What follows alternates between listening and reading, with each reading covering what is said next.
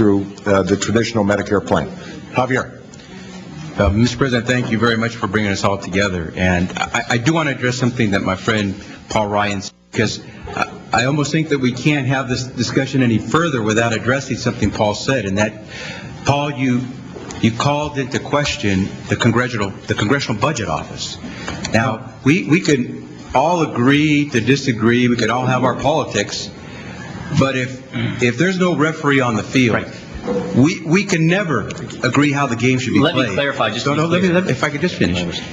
And so I think we have to decide, do we believe in the Congressional Budget Office or not? Because, Paul, you and I have sat on the Budget Committee for years together, and you have, on any number of occasions in those years, cited the Congressional Budget Office to make your point, referred to the Congressional Budget Office's projections to make your points, and today you essentially said you can't trust the Congressional Budget Office. That is not what I'm saying. Well, that was my interpretation. Let me be I apologize. I apologize if I misinterpreted. I am not questioning the quality of their score. I'm questioning the reality of their score. Okay. I take your point on your clarification. Let me just say it. 10 years of tax increases, 10 years of Medicare cuts to pay for 6 years of spending. If I could just try to make my point. Okay. So then I'm assuming then that you do believe that the CBO is a legitimate agency to render decisions on spending for the Congress? You know I believe that. Okay, so then let's work with that. Because quite honestly, if we can't work with CBO numbers, we're lost.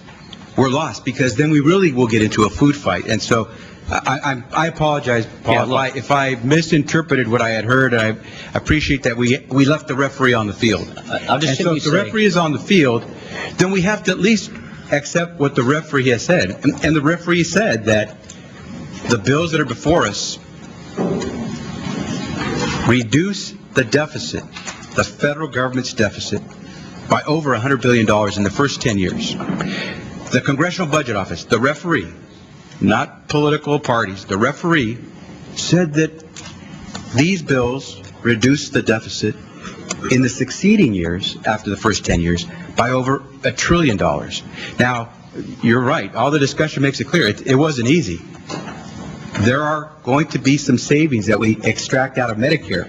What we do in these bills is try to make the point that as we reduce the deficit, we're not going to put the onus, the burden of those cuts on seniors who receive Medicare. We're asking the providers to stop, as some of my colleagues in the Senate said, overutilizing or over spending in services, so that we don't see someone having 4 different x-rays for chest pain.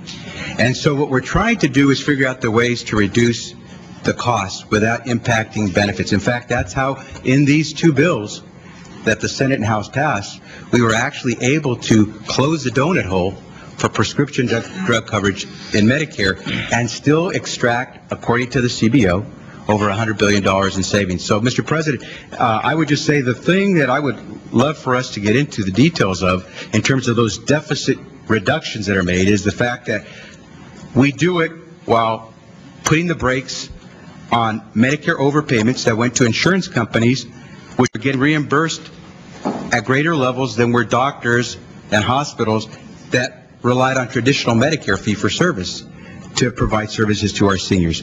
We have any number of provisions that deal with the issue of fraud, which it says at least total $60 billion. And working with some of our Republican colleagues, we're doing exactly that, going after the waste that's in the system, certainly the fraud.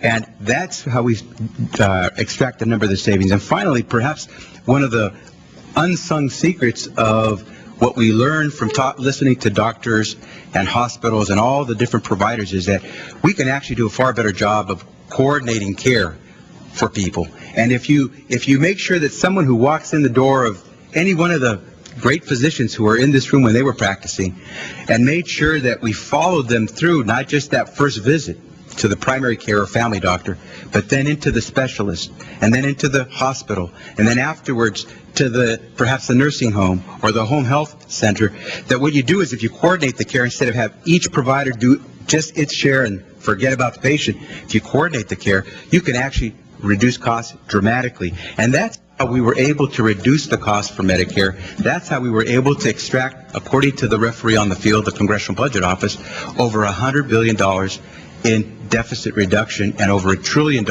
in deficit reduction in the second 10 years. So I believe, Mr. President, what we have is a chance to discuss how we can actually put this country back on a good fiscal track and still do right by our seniors in Medicare and increase the amount of people who get covered by health insurance by about 31 million. Mr. President, we'll now turn to Chuck.